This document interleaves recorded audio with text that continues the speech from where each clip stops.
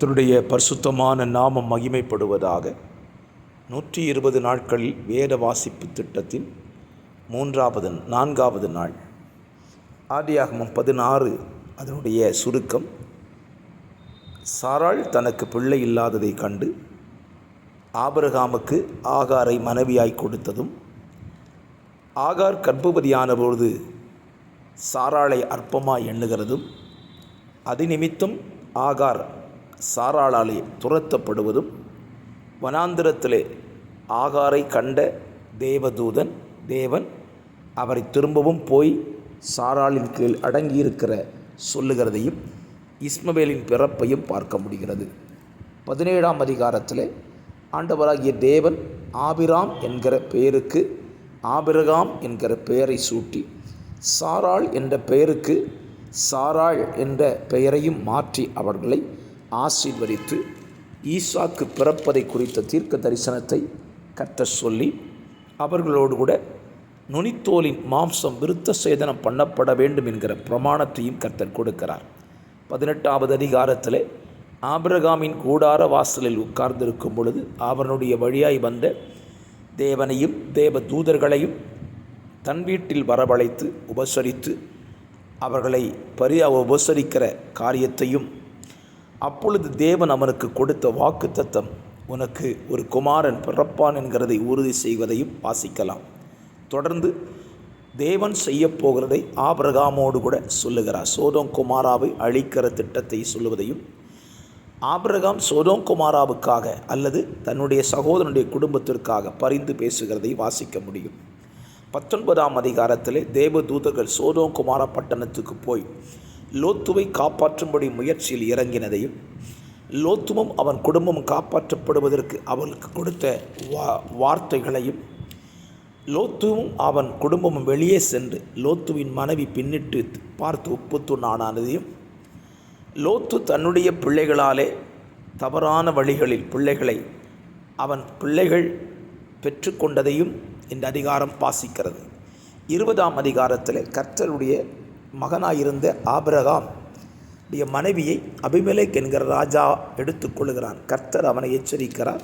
அது நிமித்தம் அவன் திரும்ப தேவனால் கடிந்து கொள்ளப்பட்டு ஆபிரகாமுக்கு மனைவியை திரும்ப அவளிடத்துக்கு அனுப்பி, ஆபிரகாமுடைய மனைவியினுடைய முகத்துக்கு முக்காட்டுக்காக 1000 வெள்ளிக்காசை கொடுக்கிறதையும் நாம் இந்த அதிகாரத்தில் வாசிக்க முடிகிறது.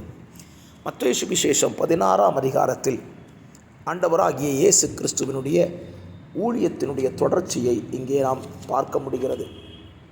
16ஆம் அதிகாரத்தில் ஆண்டவராகிய தேவன் முக்கியமாக அங்கே சொல்லுகிற காரியத்தை வாசிப்போமானால், தன்னுடைய மரணங்களை குறித்து அவர்கள் விவரிக்கிறார். அப்பொழுது பேதுருக்கு ஒரு வாக்கு கொடுக்கிறார். இந்த கல்லின் மேலே சபையை கட்டுவேன், பாதாளத்தின் வாசல்கள் சபையை மேற்கொள்ளுவது என்று வாக்கு கொடுக்கிறார். பேதுரு இயேசுவை தனியே அழைத்து கொண்டு போய் உமக்கு சம்பவியாது என்று அவரை கடிந்து கொள்ள போடுவது, இயேசு பேதுருவை திரும்பி பார்த்து, எனக்கு பின்னாலே போ சாத்தானே என்றும் அவர்களை பேதுருவை கடிந்து கொள்ளுகிறார். 17ஆம் அதிகாரத்தில் இயேசு பேதுரு, யாக்கோபு, யோவான் என்பவனை அழைத்து கொண்டு போய் மறுரூபமலையிலே மறுரூபமாகிறார். அங்கே மோசேயும் எலியாவும் அவருடைய மரணத்தை குறித்து பேசுவதையும், அந்த காட்சியை கண்ட பேதுரு சொல்லுகிறான், நாம் இங்கேயே இருந்து விடுவோம் என்று சொல்லுகிறான். ஆயிலும் பிதாவின் சத்தம் தோன்றி இவருக்கு செவி கொடுங்கள் என்ற எச்சரிப்பையும் கொடுக்கிறார். 17ஆம் அதிகாரத்தில் சீஷர்கள் ஒரு வாலிபனுடைய பிசாசை துரத்த முடியாத சூழ்நிலைக்கு தள்ளப்பட்டதை இயேசு இறங்கி வந்து அவனை சுஸ்தமாக்கி பிசாசு துரத்தப்படுவதற்கு உபவாசமும் ஜெபமும் வேண்டும் என்பதையும் தெரியப்படுத்துகிறார். இயேசுவும் சீஷர்களும் வரி கட்டாததை காண்பித்த பொழுது இயேசு பேதுருவை அனுப்பி தூண்டில் போட்டு முதலாவது அகப்படுகிற மீனின் வாயிலே வெள்ளிப்பணம் இருக்கும், அதை எனக்காக உனக்காக கட்டு என்று சொல்லுகிறார். 18ஆம் அதிகாரத்தில் சிறு பிள்ளைகளை எவ்வளவாய் தன்னிடத்தில் சேர்த்து கொள்ள வேண்டும் அவர்களை குறித்த காரியங்களை 18ஆம் அதிகாரத்தில் ஆண்டவர் விவரிக்கிறார். தொடர்ந்து ஸ்தோத்திரம், ஆண்டவருடைய வார்த்தை அங்கே சொல்லப்பட்டிருக்கு. பரலோக ராஜ்யத்தை குறித்து ஆண்டவர் சில காரியங்களை ரோமையை சொல்லுகிறார். 19ஆம் அதிகாரத்தில் ஆண்டவராகிய இயேசு கிறிஸ்துவினிடத்தில் திருமண வாழ்க்கையை, உயிர்த்தெழுதலை குறித்து அவர்கள் பேசுகிறார்கள். ஸ்திரீயை பற்றிய காரியங்களை குறித்தும் அவர்கள் பேசுகிறார்கள். தொடர்ச்சியாக ஒரு வாலிபன் இயேசுவினிடத்தில் வருகிறான். இயேசுவினிடத்தில் வந்து நித்திய ஜீவனை சுதந்தரித்துக் கொள்வதற்கு என்ன செய்ய வேண்டும் என்று கேட்கிறான்.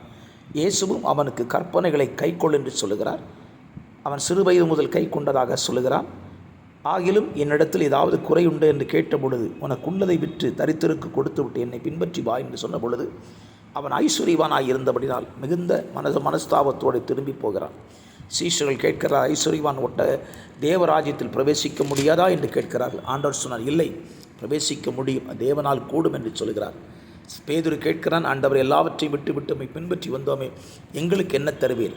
ஆண்டவர் சொன்னார், இம்மையிலே துன்பங்களோடு கூடிய ஆசீர்வாதம், மறுமையிலே நித்திய ஜீவனை பெற்றுக்கொள்வீர்கள் என்று சொல்லி அவர்களை வாழ்த்துகிறார். அருமையான கர்த்தருடைய பிள்ளைகளை, இன்றைக்குள்ள வேத வாசிப்பின் தியானத்தின் சுருக்கத்தை கேட்டீர்கள். உங்களுக்கு பயனாயிருக்கும் நம்புகிறேன். மற்றவர்களுக்கும் பகிர்ந்து கொள்ளுங்கள். கர்த்தர் உங்களை ஆசீர்வதிப்பாராக. God bless you. Amen.